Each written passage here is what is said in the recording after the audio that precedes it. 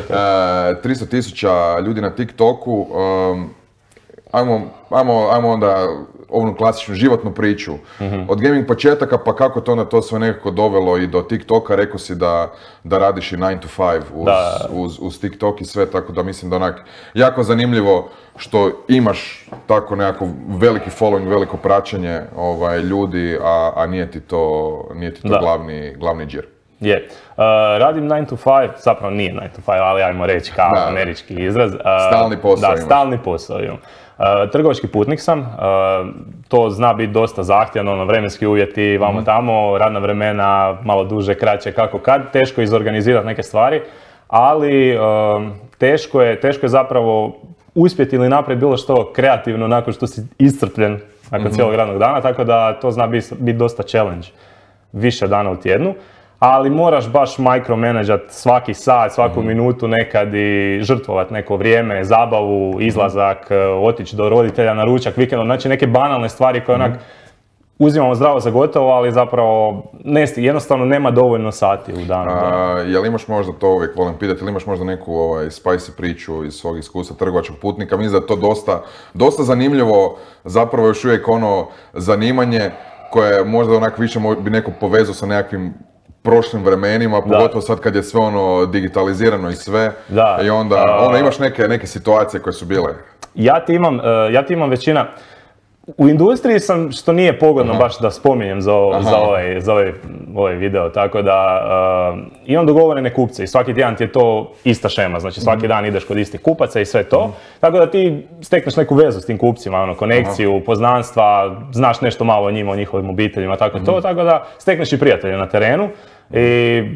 A ima svakakvih situacija, ima i dobrih i loših, ima svakakvih ljudi, tako da isto koji u bilo kojem poslu. Dobro, ajmo se onda vratiti TikToku. Da, jasno. TikToku. Kak si krenuo, spomenuo sam prije što smo krenuli snimat, da zapravo jako puno toga radiš i analitiku oko toga kako funkcionira, šta prolazi, pa ajde, uputi nas u svoj mali kutak sreće. Kutak sreće, da. To mi je fora, zašto kutak sreće, baš to znam često reći. Kad nađeš taj neki svoj, kad, ajmo reći, počneš ispunjavati neku svoju dječačku želju, ili san, ili ajmo to kako god nazvat, počneš upoznavati ljude kojima prije nisi imao pristup, jer jednostavno kroz dan imaš ograničene ljude s kojima možeš imati interakciju. Tipa, ne možeš ti sad doći random čovjeku u kafiću ili na cesti, hoćeš mi biti prijatelj ili tako nešto. A i onda nemaš s kim igrati igrice. To je najveći problem, skužio sam većine gamera, što više, svi su odrasli, zapravo nisu svi, ali moje godište i tako to. I jednostavno nemaš s kim igrati i onda moraš žicati ljude s kojima ti se baš ne da i tako to. I zato sam najviše ja počeo i snimat. Zapravo počeo sam snimat zato što mi je kum, igrao sam Rainbow Six Siege, ne znam si kad to igra. Jesam. To mi je baš mi je igrica top, ne znam u kakvom je sad stanju, ali tad je bila predno 2,5 godine. Imaju hrvatsku operativku koja je između ostalog transrodna. Da, to je bilo, to se sjećam, imali smo par jako zanimljivih razgovora kad je Ubisoft reach auto, kao šta mislite o tome, ovo ono. No dobro, neću sad ja u Ubisoftu i Rainbow Sixu, ali super igra, navodno radi sad neki film na koji će režirati tip koji je snimao John Wicka. Moglo biti fora. Nisam to čuo, ali zvuči zanimljivo, da. Možda za jedan TikTok reel. Da, možda.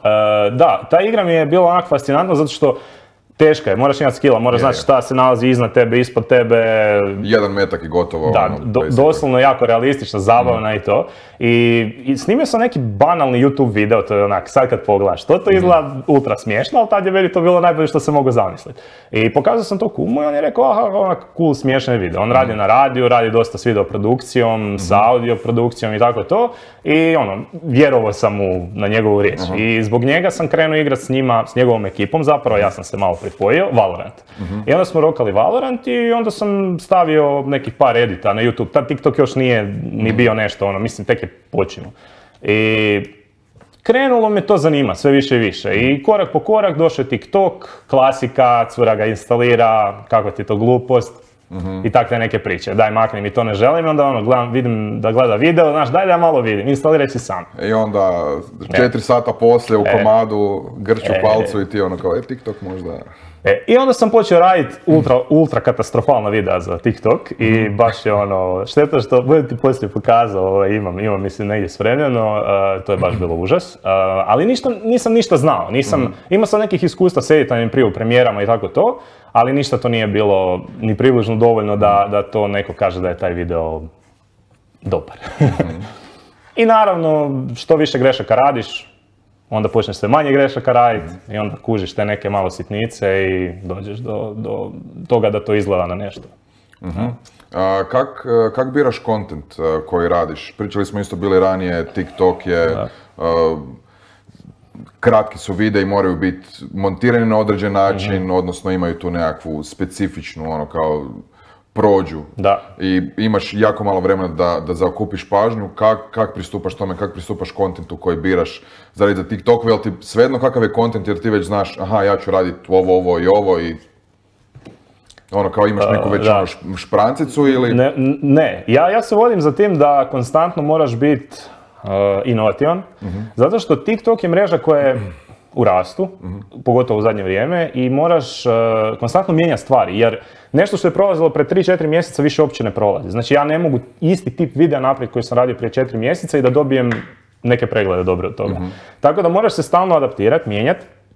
I YouTube je tu dosta već razrađen i mada i on se mijenja, ali ne tak velikom brzinom. I onda kod TikToka ti je najveći problem taj što, baš to što ti kažeš, znači kratak je video, i ti moraš zaokupiti apsolutno 100% pažnju publike. Šta se radi u gamingu? Automatski pola publike, žene, znači većinom, mislim, neću sad diskriminirati, ali većinom gamera su muškarci.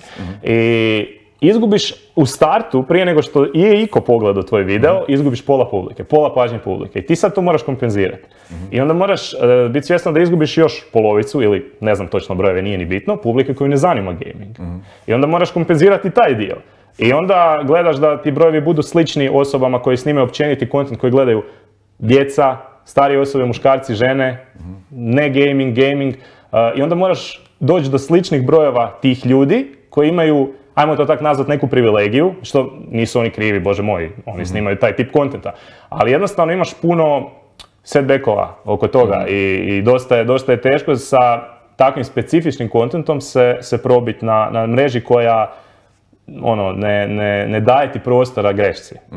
Kako to izgleda možda u praksi, jer gaming tržište stvarno je jako veliko po pitanju žanrova igara i svega što nudi. I jel neki tip igara puno bolje prolazi od drugih, jel ne znam, evo pričali smo prije toga Evil West koji je kao nekakva God of War-asto, ali na divljem zapadu.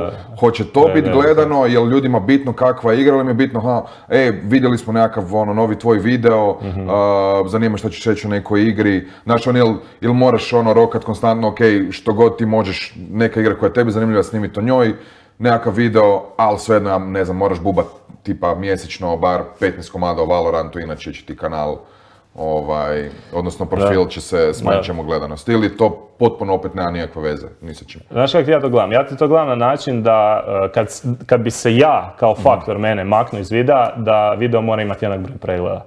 Znači ja ti sebe kao faktor dodam u video, ali ne da ti gledaš video zato što sam to ja, nego da ti gledaš video zato što je tebi video kvalitetan i zanimljiv kontent i zaokupit će ti pažnju. Bez obzira koja je faca bila prikazana u tom videu. Tako da ne dajem si previše prostora tu da kažem ja sam Unreal, ti ćeš gledati video zato što sam to ja, znači to mi ne bude nikad palo na pamet, nego više radim video, ti ćeš gledati taj video zato što ću se potruditi da taj video tebe zanima.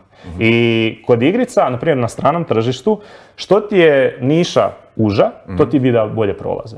Mislim, ne nužno, možeš ti raditi općenito gaming, ima tih takvih kanala na YouTube i to, ali imaš mese, ima publike, ima ljudi koji će to gledati. Ti možeš samo igrati Warzone, tebe će ljudi gledati. Ti možeš na Balkanu igrati samo Warzone, jako je, pogotovo na TikToku, jako je teško naći publiku, jer nema jednostavno dovoljnog broja ljudi da bi uspio probiti se s tim videom. Tako da sam skužio da na Balkanu prolaze najbolje videa koja su što općenitija oko gaminga. Znači što više, već u startu sam izgubio žensku publiku, kad sam u startu izgubio publiku koju ne zanima gaming. Bar da zaokupim što širu pažnju publike oko općenitih stvari i da ih uvedem unutar gaminga, možda ako ih ne zanima, da mogu pogledati. Tipa sad sam krenuo FIFA snimati to. Krenuo sam ju snimati, mislim, dobio sam besplatnu igru i onda me zaintrigiralo malo, nisam dugo igrao, svi smo ko klinci igrali FIFA i to. I zaintrigiralo me to zato što skužio sam da auti, pogotovo kad sam radio neke skokove s autima prije, za giveaway i tako to, i nogomet, auti i nogomet. Kad to ukomponiraš u igre, dobiješ široku publiku, dobiješ ljude koji nisu nužno u gamingu, a zanimat će ih auti, zato što ih zanimaju auti. Dobit ćeš publiku koju nisu nužno u gamingu, a zanimaju ih nogomet, dobit ćeš tu publiku. Tako da, gledam da od te uske publike napravim što širu publiku i da, odjeliš se na određene segmente i onda malo pobereš odavde nogometa, malo znači, pobereš košarke, malo pobereš auto utrke i tako to.